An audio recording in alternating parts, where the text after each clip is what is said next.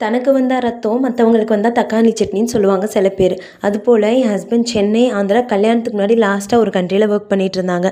அந்த கம்பெனில எப்படின்னா 6 மந்த்ஸ் ஒன்ஸ் அவங்களே ஃப்ளைட் டிக்கெட் ப்ரொவைட் பண்ணிருவாங்க. Flight ticket, train ticket, even bus ticket போட்டு வந்தா கூட செலவாயிரும். லீவ் போட்டா லாஸ் ஆஃப் பே ஆயிரும்னு சொல்லிட்டு அவங்க அம்மா, அப்பா இதுவரைக்கும் அவங்கள தானாவே டிக்கெட் புக் பண்ணி வர விட்டதே இல்ல. ஈவன் கல்யாணத்துக்கு பொண்ணு பார்க்க வரதுனா கூட அந்த 6 மந்த்ஸ் ஒன்ஸ் வரப்ப தான் பிளான் பண்ணி வச்சுக்குவாங்க. மேரேஜ்க்கு அப்புறம் மந்த்லி 2 to 3 டைம்ஸ் ஊருக்கு போயிட்டு வர மாதிரி இருக்கு. அதுவாது பரவாயில்ல. கல்யாணமான புதுசு எல்லா கோயில் விசேஷம்லாம் அட்டன் பண்ணணும். சரி, ஓகே, அதெல்லாம் நம்ம அவாய்ட் பண்ண முடியாது, கண்டிப்பா போய் தான் ஆகணும். இப்போ எங்களுக்கு மேரேஜ் ஆகி 3 இயர்ஸ் ஆயிடுச்சு. இப்போல்லாம் எப்படின்னா வீட்டில் ஒரு சிசிடிவி கேமரா மாட்டணும்னா கூட பெங்களூர் இருந்து இங்கே வாங்கன்னு சொல்றாங்க.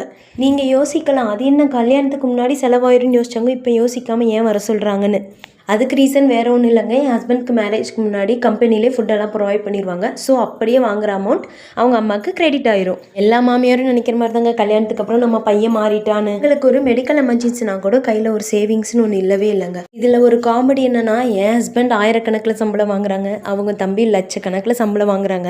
ஆனால் அவங்க 2 இயர்ஸ் ஒன்ஸ் தான் சிங்கப்பூர்லேருந்து இங்கே வீட்டுக்கே வருவாங்க. நான் இப்போ சொல்ல போகிற விஷயம் 2 பையன் இருக்க வீட்டில் கல்யாணம் பண்ண மூத்த மருமகள் 100க்கு 90 பேருக்கு கண்டிப்பாக சிங்க் ஆகும். நீங்கள் மூத்த மருமகளாக இருந்தால் கமெண்ட்டில் வந்து உங்களோட எக்ஸ்பீரியன்ஸ், நீங்கள் அதை எப்படி டேக்கிள் பண்ணி வந்தீங்கன்னு மறக்காமல் சொல்லுங்கள். இதோட செகண்ட் பார்ட்டை நான் நாளைக்கு போஸ்ட் பண்ணுறேன். மறக்காமல் ஃபாலோ பண்ணி வச்சுக்கோங்க. பாய்.